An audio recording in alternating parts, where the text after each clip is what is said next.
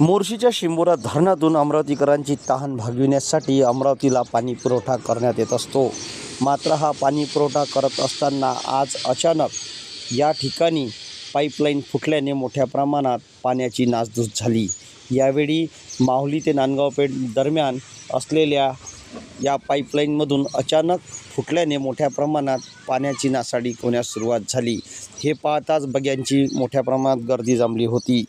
तर अमरावतीला पाणी पुरवठा करणारी पाईपलाईन ही जुनी झाल्याने त्या बदल्यात नवीन पाईपलाईनची जोडणी सुरू असतानाच अचानक या जुन्या पाईपलाईनमधून पाईप फुटल्याने मोठ्या प्रमाणात पाणी वर निघालं आणि या पाण्यामुळे आजूबाजूच्या शेतात मोठ्या प्रमाणात पाणी साचलं. त्यामुळे आजूबाजूच्या परिसरात जलमय झाल्याचा हा परिसर दिसून आला. अमरावतीला पाणी पुरवठा करणारी पाईपलाईन फुटल्याने आता अमरावतीकरांना पाण्यासाठी वाट पाहावी लागणार आहे. पाईपलाईनची दुरुस्ती होईपर्यंत कदाचित अमरावतीचा पुरवठा रद्द होऊ शकतो अशी शक्यता वर्तविण्यात येत आहे.